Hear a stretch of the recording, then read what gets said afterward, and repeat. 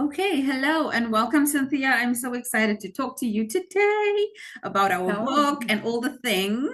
How are you? I'm doing great. Thank you so much. So excited to be here. Yeah, and the book's coming out soon, one of these days. So that's exciting. Yes, very exciting. I can't wait to read all the chapters Yeah, and hear everybody's beautiful story. yeah. So I'm very stoked about this book. Yeah, we all are. And there's so many good stories in. Like I get to sneak peek all of them and I randomly choose a page here and there and I will read through it and it's so good.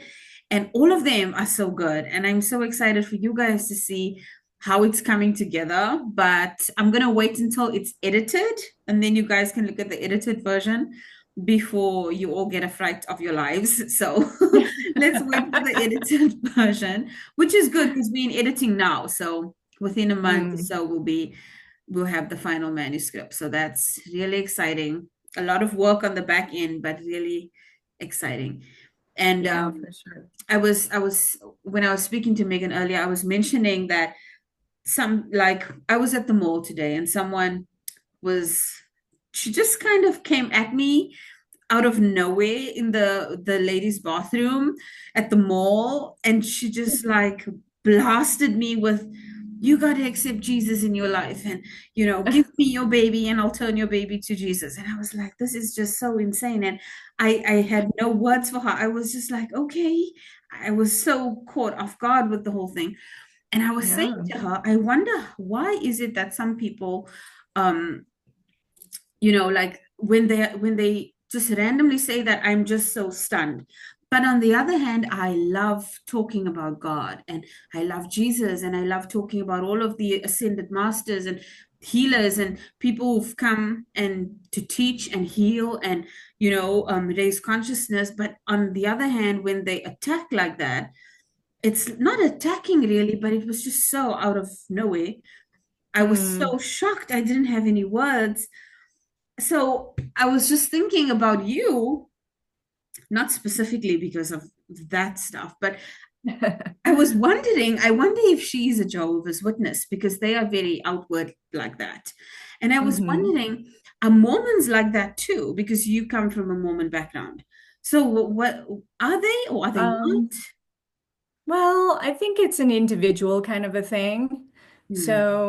So I would say some Mormons might be like that, but certainly not all of them.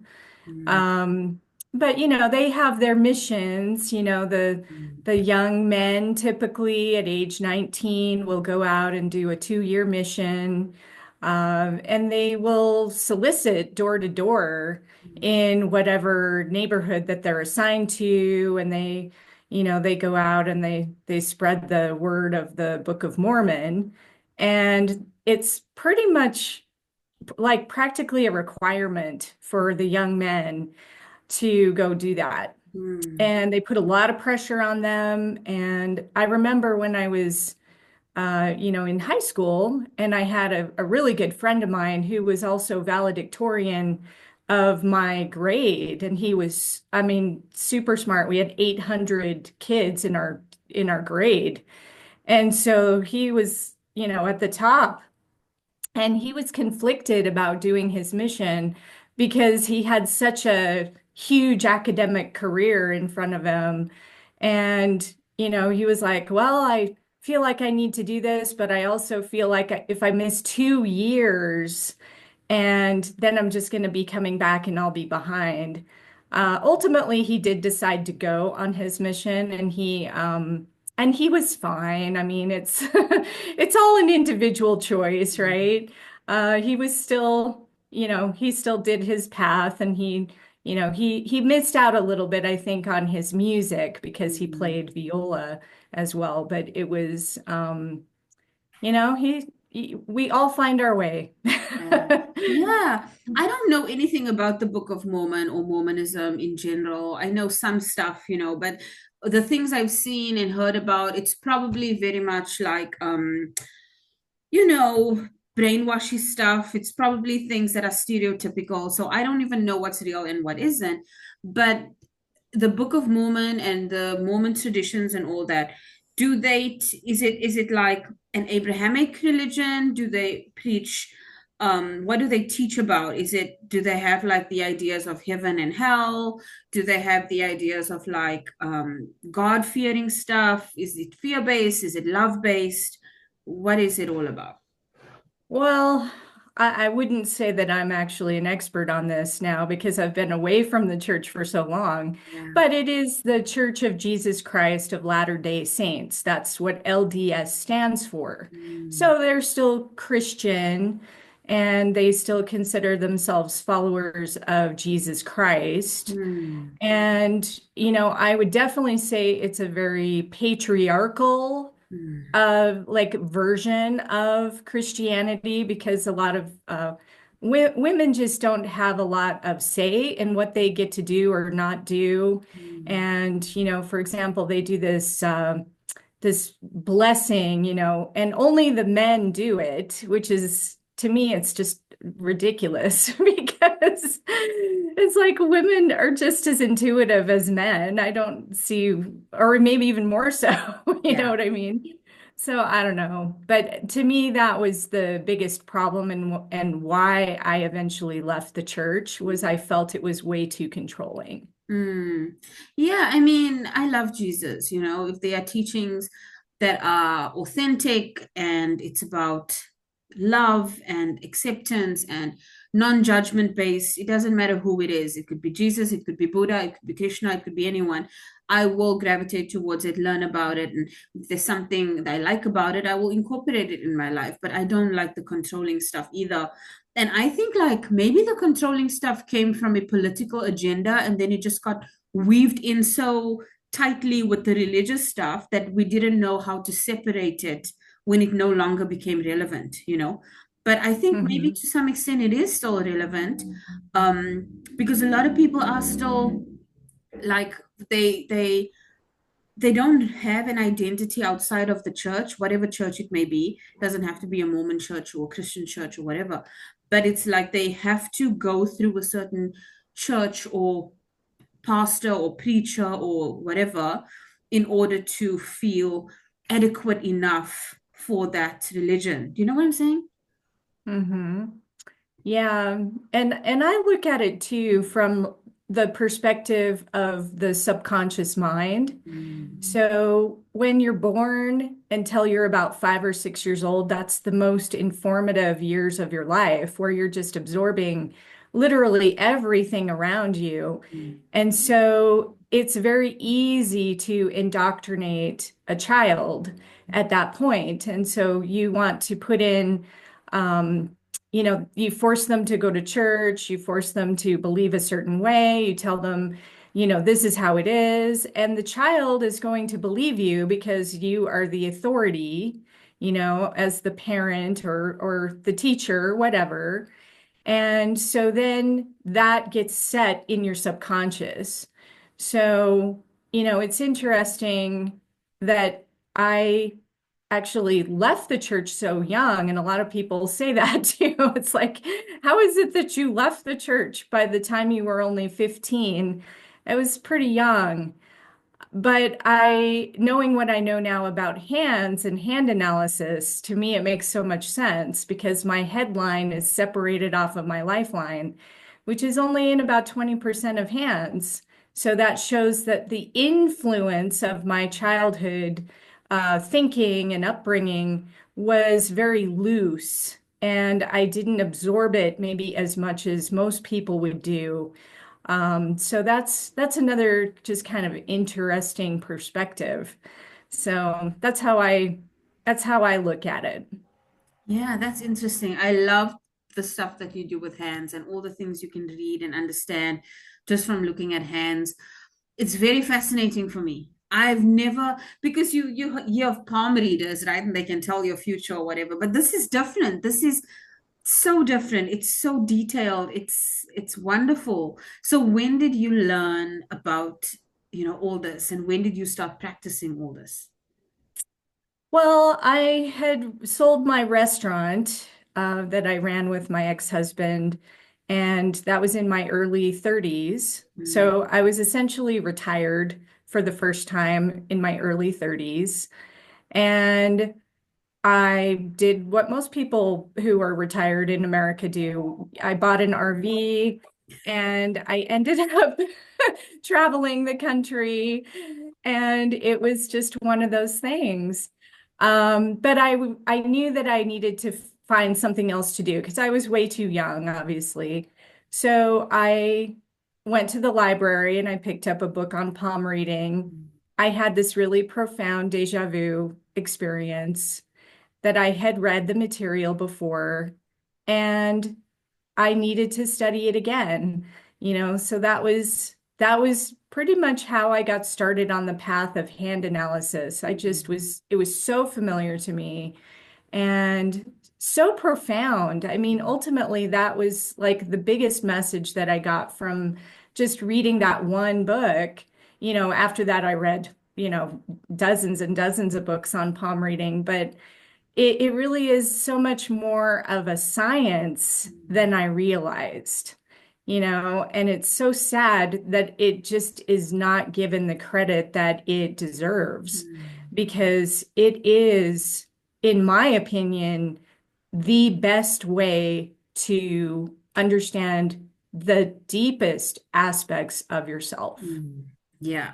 Yeah, your purpose and all of that. You were explaining when we had our group call the other day, you were explaining about all the different things you can see in the hands, like the purpose and, childhood patterns and even adult patterns and all of that. So what did you see about yourself that was most I don't know, amazing for you, shocking for you, or anything that just really stood out for you?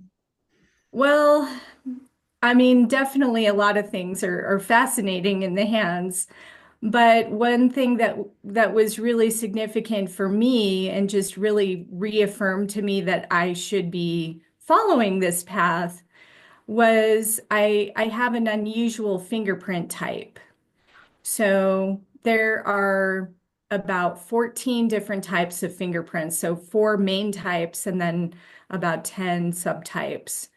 And one of the types is called the tented arch, and it's in only about 2% of people. So I didn't realize, like, wow, I didn't know that I had such a rare fingerprint pattern. Like you just don't know these things, right? And what it related to was what we call the school of wisdom. And so ultimately, it was like it explained everything about my personality and everything about what I was learning. I was like, oh, of course, this is why you're so curious and you love to learn and you want to teach people things and you want to help people understand something and especially esoteric stuff. I mean, I've always been interested in stuff that other people just have no interest in or no knowledge of, Yeah. which is kind of funny, but that's where I'm at. Yeah, me So that too. was that was the path. Yeah, me too. And it's just fascinating. It's just there's just something so interesting about things that people don't look at. And it's all for me, it's always like, well, everyone's looking over here, but why are we not looking over here? Let's go, let's see what's happening there too. I'm not saying Hmm. we shouldn't look here, but let's look everywhere. And yeah, I don't know. I guess it's for some and not for others, and that's fine. But your chapter is titled, is it the hands of God, the hand of God? What is Yeah. Yeah, the hands of God. Yeah, yeah, that was Yes. such a good title. So, what did Yeah. you give us a sneak peek of what did you put in your chapter? Well, definitely I will be talking about the hands. Yeah. I'll be talking about my story and my Mormon upbringing. I'll also be talking about my Eastern influence, So I discovered Qigong at a very appropriate time in my life, and that Eastern influence became highly significant for me.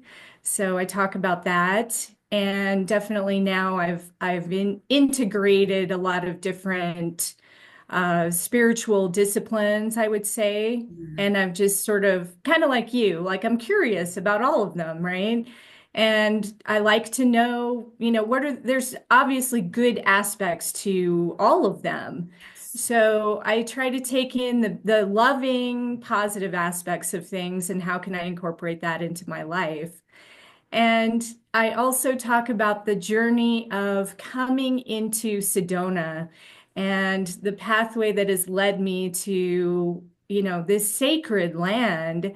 And it is definitely not an accident. I consider Sedona to be the spiritual capital of the United States. And that's actually how I refer to it when people ask me, where do you live? Well, I live in the spiritual capital. And it is that sacred. And I was essentially called to come here. I wasn't even planning on moving here. And it was quite a journey that actually brought me here. And then I started getting all these messages and downloads from the higher dimensional realms. I channel different archangels and spirit guides and galactic guides. And they just started communicating to me through numbers. So I started seeing the number 717 over and over and over as soon as I moved here. And it was so in my face. It's like, what is this number? I have to Yeah. go down this rabbit hole. And so that was a whole nother pivot in my life that led me to essentially doing what I do now, which is what I call ascended palmistry and helping people to really co-create their divine life. And so hand analysis to me is like step one of your path. It's like we got to discover who you are and what are you about and what's really going on because you can see so much in your hands, including your stresses and your influences, your soul influences, your life purpose, your archetypal influences. You can see all of that in your hands. But then what do you do with that information? So it's like, well, okay, that's going to be all the other stuff that I do with people. Yeah. So it's a beautiful story of following the path. Yeah. And I am honored to be, a co-creator, you know, walking side by side with God and with the messages that I receive. And I can't imagine living my life any other way, you Yeah. know? Like Yeah. how could I not follow what I'm receiving? Like Yeah. that would be crazy. Yeah, same. I feel the same. And not so long ago, I was also just figuring it all out and, trying to understand what it all means and this and that. And I would, go to different people and get readings and tell me more about this and that. And what I realized is that maybe at some stage, at some point, I won't have to refer or like rely on another person to teach me or to guide me about myself. Maybe there's a way that I can be more so connected that I can know.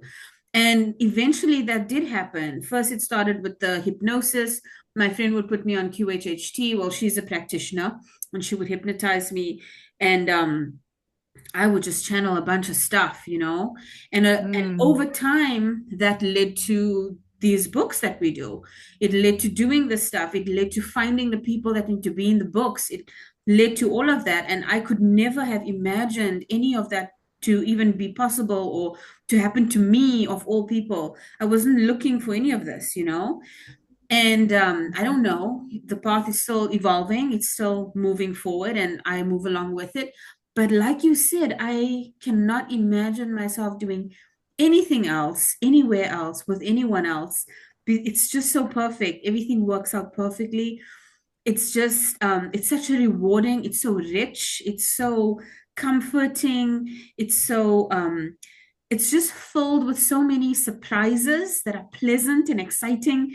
It's like you don't know what's going to mhm. happen, but you're so eager. you're looking forward to just being that pure vessel for things to happen through you.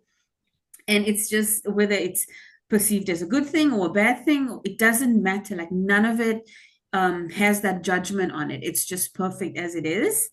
And it's so wonderful when I get to meet people like you who are also feeling the same way, because that's confirmation for me on another level that I am doing what I'm supposed to be doing. It's Hmm. there's no Yeah. resistance here. And that's exciting Yeah. too.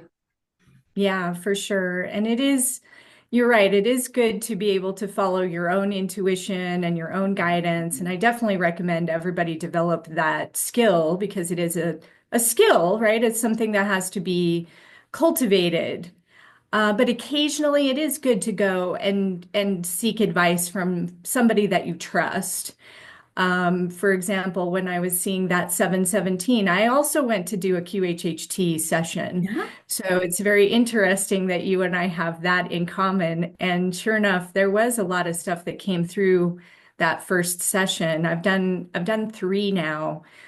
So occasionally I do just like to go in and ask a bunch of questions and just see, okay, well, what does my subconscious want to tell me, or my higher Yeah. self has messages for me.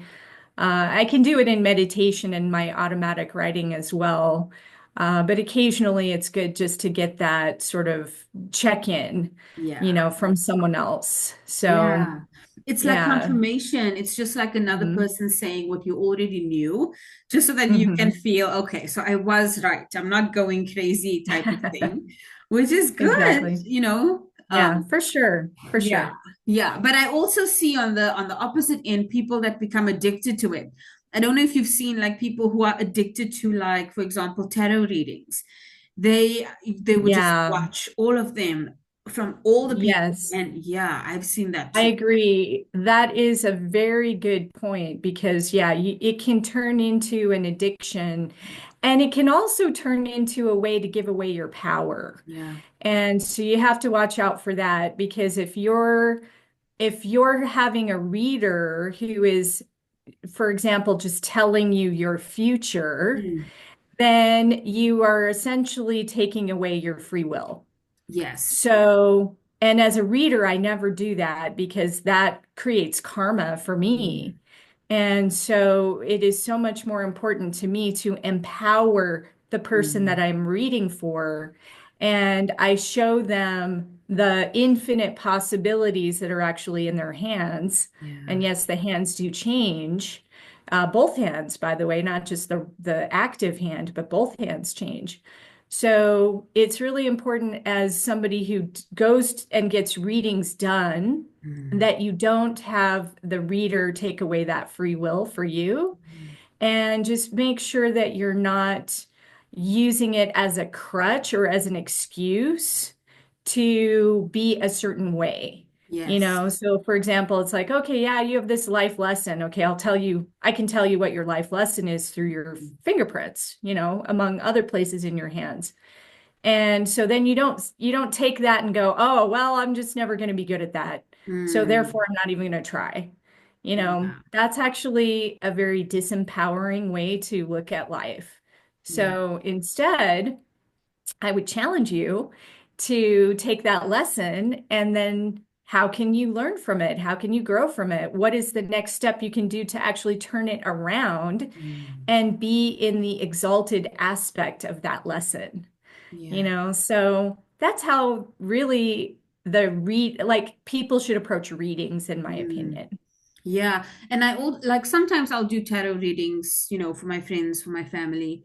Um, and I always tell them, like, because I do it for fun, I just do it because it's interesting and it's exciting, and I like looking at the pictures and making associations, and I like testing my intuition and seeing how far I can go with the messages I'm receiving and how accurate they can be. So it's for me, it's a Hmm. game and it's all fun. But Yeah. I see them taking it very seriously. And I always remind them and say, it's not, I'm not reading the future. I'm reading the energy as it is now. So you can change something, you can change anything. And then it makes everything I'm saying invalid, basically, because you choosing to change. It's not set in stone. It's not a sentencing. It's not, energy is fluid. You can change Mhm. anything. I'm just telling you based on what the energy is saying now, what it is. But you can make the decision to have anything different if you choose. And a lot of them don't realize that. They think it's like some kind of sentencing. And what I Yeah. like that you said is that the hands change. So things change, as you evolve. And I know this is a weird question, but like we each as individuals have hands, right? I wonder Yes. what the hands of humanity look like the collective consciousness hands. You know what I'm saying? Well, I mean, I've read for over 8,000 people in the last 17 years. So I can definitely tell you statistics on just about every single marker that is in the hands, or, how common do they show up? Yeah. How prevalent? Yeah, that is definitely true. And I've just compiled that over time, as well as studying some of my books and some, from my teachers as well. But it is interesting to see the themes and what are the most common themes that show up in the hands. So that would be like what you're asking, the collective, like, yeah, what is the collective consciousness mostly focusing on? Yeah. And so, yeah, I would actually be able to answer that. So what are some of the themes that come up? So for example, one of the most common themes is to have a lot of loops in your fingerprints. Mhm. I would say about 70% of everybody on the planet has a majority of loops. And so on a soul level, they are here for love.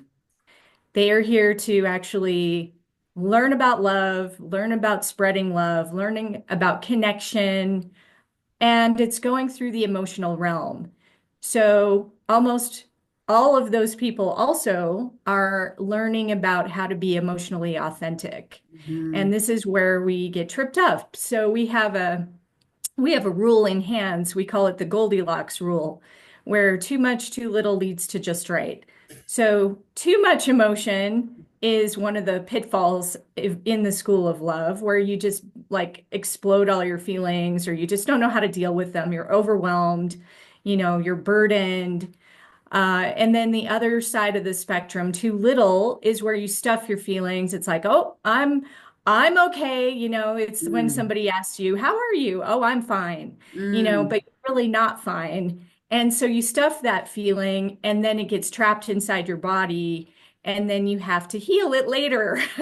Yeah. So, this is the pathway of a good majority of people.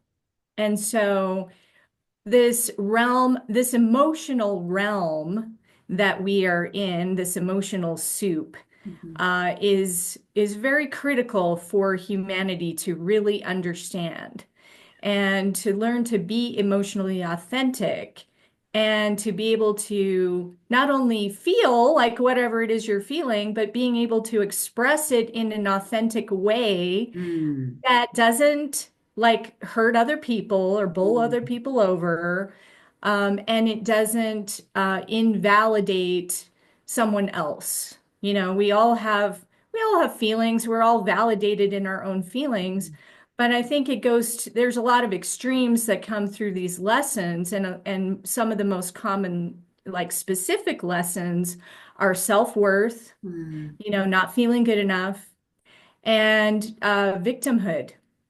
A lot of people have just struggling with going into that victim mode Mm. and not recognizing that they are actually the co-creators of their lives, Yeah. and they can change their perspective, and they can actually empower themselves and recognize that they are actually the ones creating their lives. Yeah. So those are the primary lessons I see over and over again. Yeah. You would probably see that in my hands too, because I was the biggest victim in my life. Everything was everyone else's fault. I never took responsibility for anything that I created in my own life. And I didn't even know I was doing it.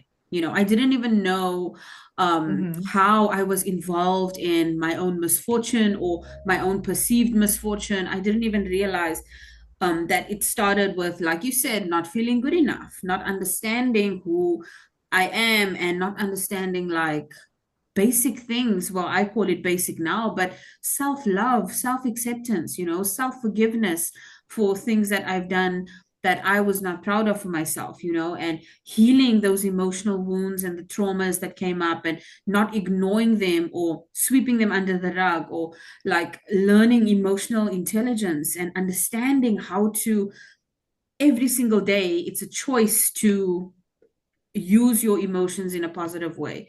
If you like, don't just freak out or don't just hide away or whatever, like actually have conversations and explore those feelings and talk about it without attacking someone else and projecting your own stuff on them. And you like, it's a lot of work, but when you actually do it and you realize like, oh, it's so freeing to live like that, because that is what makes you authentic. Because even just someone saying, hey Cynthia, how are you, and you go, oh, Hmm. I'm fine, but you're not, even that action, small action, is inauthentic. So it's work to come to a point where you live authentically every day, but thereafter it's easy because then it's just you. Yeah.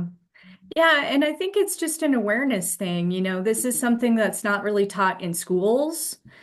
And, in my opinion, hand analysis should be taught in schools.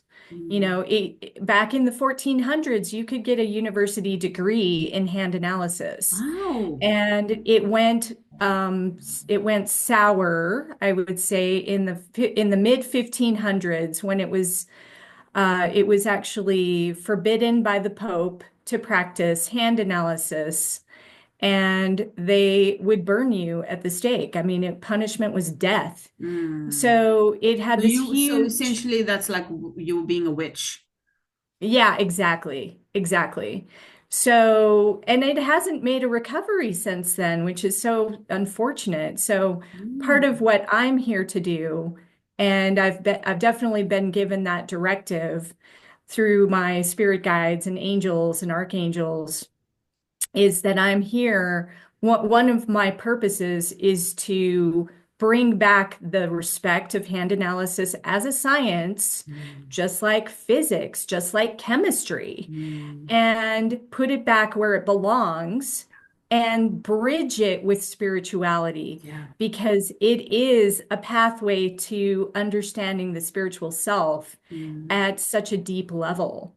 Yeah. But we have to put it back where it belongs in its place of, it's not witchcraft. It's not something to be afraid of. It's Mhm. not something that disempowers you, quite the opposite. Mm. So Yeah, it's I important. wonder what else got like, shunned because of similar instances, like energy healing, for example, or things like that that are actually really actually helping people. Like I know someone who does a certain type of energy healing. She can look in and see if you've got any kind of growths or tumors or anything like that, and she can actually dissolve them or over time chip away at them. There's someone that she was working on. It was a girl who had a tumor, a little girl. I think she was 8 or 9 years old, and she went in and she got a scan at the hospital or whatever, and they said, oh, you've got this tumor, we have to remove it or whatever. And then she went to this lady who's the energy healer, and she started working on her and started chipping away at this tumor energetically with her healings. I don't know how she does it. I've never had a healing, so I don't know.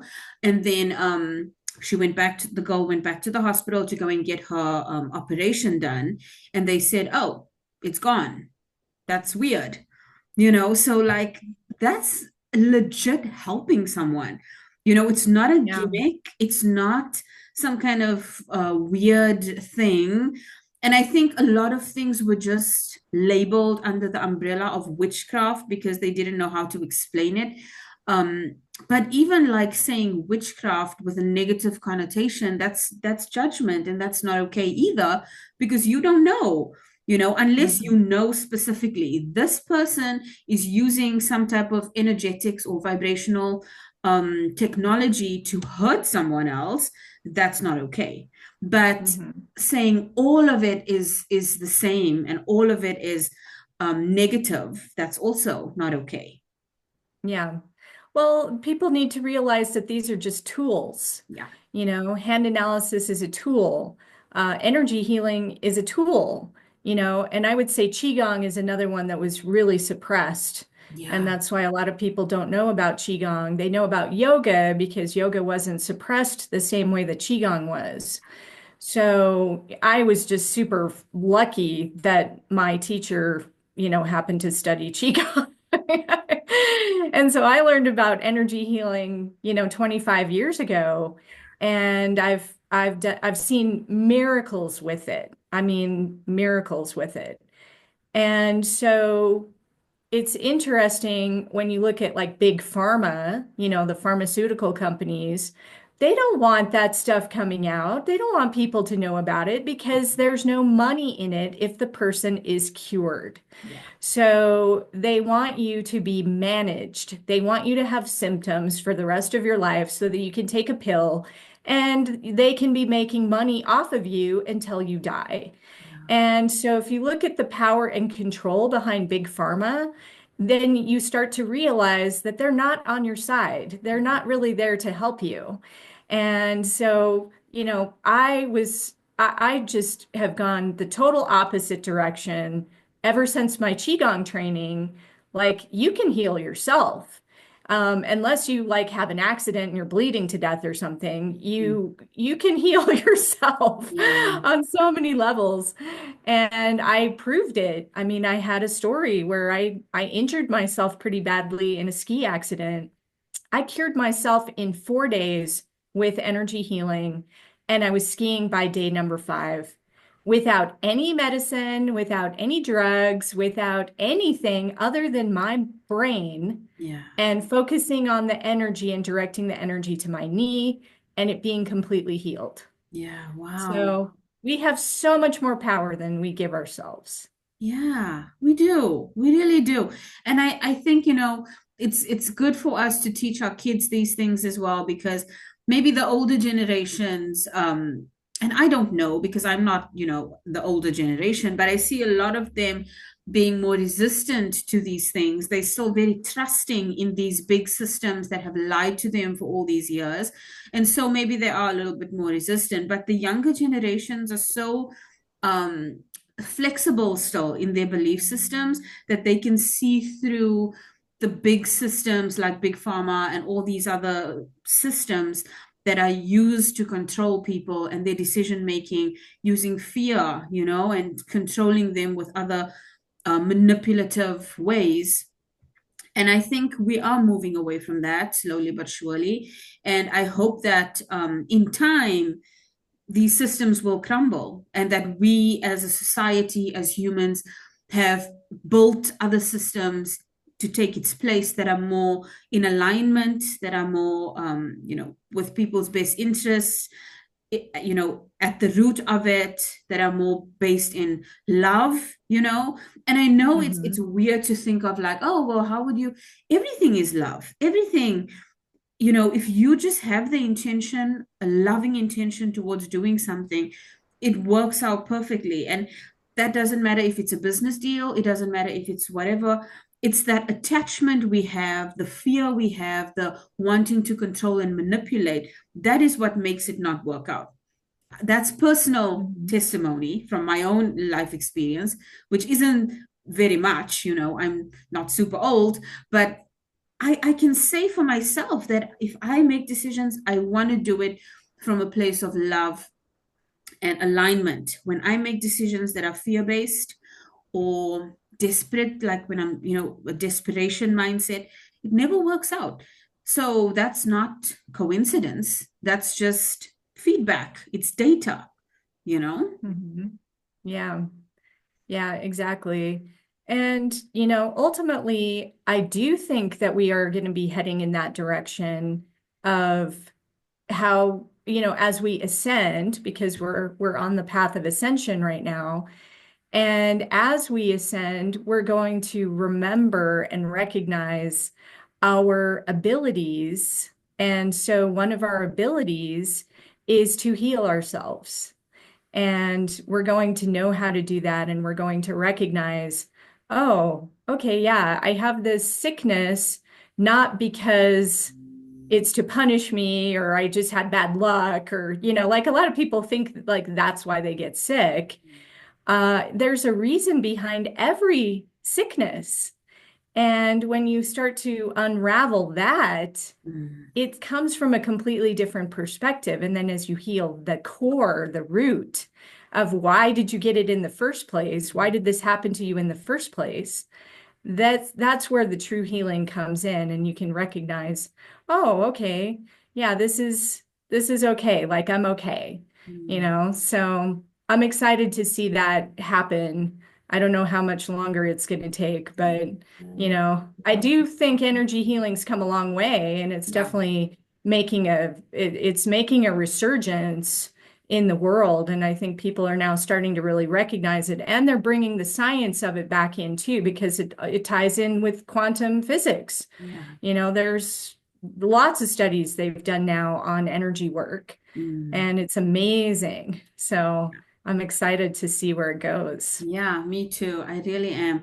Because I'm so tired of all of the pain and the things that people go through and all the like struggle. Like I'm so beyond that now. And I'm thinking I just want everyone to let go of that stuff. That's so old. That's such an old vibrational thing. It feels like an old rag that we lugging around everywhere, you know? I don't know if you can imagine like that feeling of this lugging around this old rag. Like just let it go and let's build something new and let's ascend together and let's just be excited about a new vibrational creation that we are making together. And it's difficult to imagine sometimes because we are so many. The collective is made up of so many. But I feel like the scales are tipping a little bit, and you can see it more and more. People are more open, they're more receptive, and I that's why I'm hoping like with this book, more people can be more open-minded to different ways of thinking and different ways of being. And even like maybe not shifting their belief systems completely, but even just giving them a hint of it's okay if you are thinking of having a new belief system, or it's okay if you are thinking of exploring something that's different to what you know or what you think you should be involved with. Like it's okay to look at other things and be curious about it, because a lot of the Mhm. time I think there's that fear of even just putting your foot in, and once you do that and you realize, oh, there's no danger here, then it opens up for you, you know? Mhm. So being part of the few that go first and say, look, I did it, nothing bad happened to me, you know, come, it's okay on the Mhm. side. You Yeah, are accepted, you are loved on the side. Like, you know, you can have the courage to yeah, do it, you know? that's true.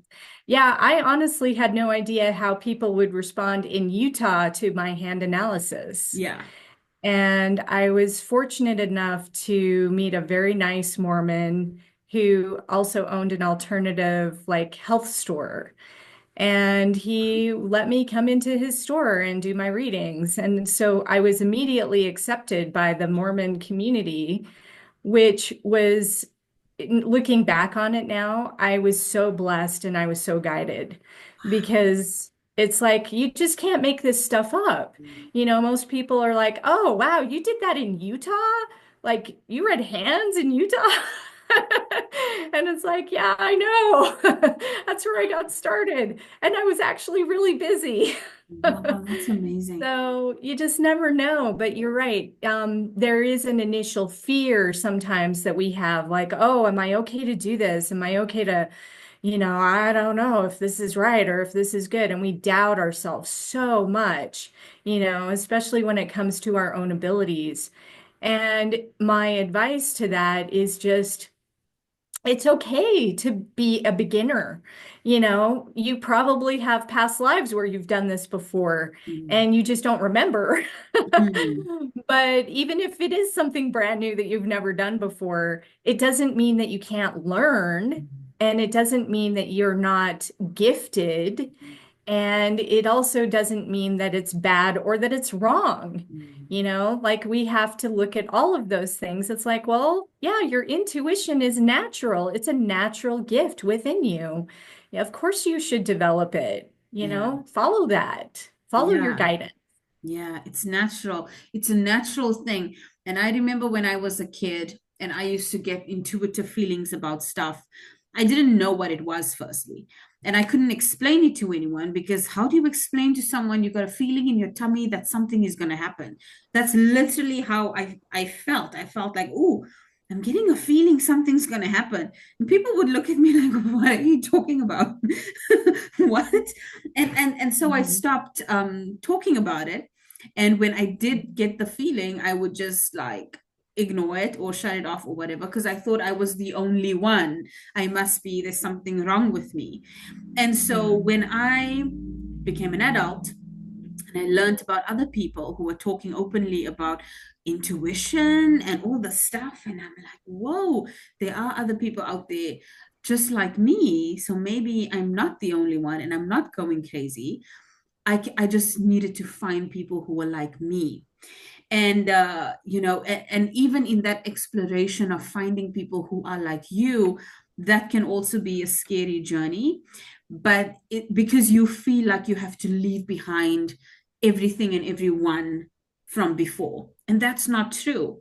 And so I wanted to ask you, when you decided to leave the Mormon church and all of that, um, did you have to leave your life behind? Like, could you still be friends with some of your Mormon friends? Did you, how did your family and your community, like react to that? Was it a negative experience for you or was it okay? Well, it was okay for me. You know, I was the youngest in my family, so you know, my next older brother was 6 years older. I had another brother 7 years older, and my sister was 8 years older than me. So I was like way behind everyone else in my family, and they had already gone through all their stuff. You know, so when I finally came along, it was like, oh, whatever, like nobody really cared. It's like, oh, you know, she's just gonna do what she wants to do anyway, so whatever. Yeah. But as far as my friends, the ones that I needed to keep, I kept, and if the other ones who didn't, you know, couldn't come to grips with my decisions, you know, they dropped off. You're right about that. I did lose some friends. But I was already so focused on college at a very young age. You know, I was dating a college guy by the time I was 16. And so I was already focused on, I'm going to college. And so for me, high school was just like, okay, I'm just getting out of here as quickly as possible. I actually skipped my senior year of high school because I was so far ahead in my studies. And so I'm like, well, I might as well just go to college because I know that's what I'm going to do. So it was funny. I always hung out with much older people in my life because I was so far behind my older brothers and my sister. So for me, that was normal. It's like, oh yeah, if you're not at least like 10 years older than me, you're probably too young. So I ended up just naturally gravitating towards a lot older people. So I Yeah. thought of high school as just kind of like, you know, very immature and a little bit of a waste of time, and Yeah. it just wasn't really my thing. And so I kind of felt like, you know, I already don't feel like I fit in, so I might as well just focus on where I do fit in. Yeah, And I that was hear my you. I can relate to that because I also, till today, my friends are all older. My friends are in a knitting group. Like they are that much older, like 50s, 60s, some I of them know, me approaching too, me 70. too. I And it's got neighbors in their 80s and I'm very close with them. exactly. And it's like, they've got so much wisdom and so much to share, and they have gotten over all the issues. They've gotten over all the, like, they don't have time for drama and issues and problems. They just want to live their best lives, and they just want to be happy and content and just give you the best advice so that you can get there as quick as possible, and you have to respect that. Like, they don't have time for nonsense. And I love that about them. And so, For that's sure. why I'm so excited as well for this book, because it's okay. I've seen some of the chapters, you haven't yet, but there's just this no nonsense approach. It's just, this is what it is. If you're gonna accept it, great. If you're not, that's fine too. You're on your own journey, and I love and respect that for you, and I respect where you're at. But when you are ready to fully just live in alignment with yourself, whatever that may look like for you, then this is how I did it. So you can get there as quickly as possible. This is my journey. This is my blueprint. Take what you want to take, leave what you want to leave. And even though no one did that deliberately, there is that undertone in everyone's chapter. Even though no one specifically said it like that or wrote with that intention, that's how I, as a reader, was consuming it. And I don't know, Hmm. maybe it was just me, maybe someone will take a different understanding to it, and that's fine. But that's how I saw it, and it was so refreshing, because a lot of the time what you see is either someone trying to convince you or convert you to something. You are not good enough. I know what's best for you. Listen to me, follow me. Like that lady in the bathroom at the mall, she Hmm. Oh, yeah. assumed. She just assumed. Hmm. She didn't know anything about me. She just assumed. Yeah. Yeah. So, I've had people do that to me too. Yeah. It's yeah, like, it does. It takes you just off guard. And you're just like, oh, like, why are you doing this? yeah. Like, what vibe did I give you to make you feel that I needed to be saved? I'm okay. I'm good, and then you don't know Yeah. what to say, because you don't just want to say something for the sake of saying anything, but you also don't want to get into a conversation with this person, because you don't know how long that's going to take. So That's it's true. It could be a long time. A long lecture, right? They're giving you a lecture. yeah. And it's so funny. It's just, but it is what it is. Everyone's on their own journey. And I love and respect it for what it is. I appreciate the comedy in it. I know that I'm not going to be here forever. I'm going to die someday, and none of this is going to matter. But it's just, it's fun. It's a fun journey. I'm being human, and I'm enjoying the human journey, and that's the best that I can do for now. Yes, well, that's perfect. And this book is going to open up a lot of hearts, I think. So, the bottom line is, yeah, following your guidance and really getting it out there, you know, that's saying yes to you and your path, and that's the best thing that you can do. Yeah. So, it's wonderful, and I'm so excited about this book.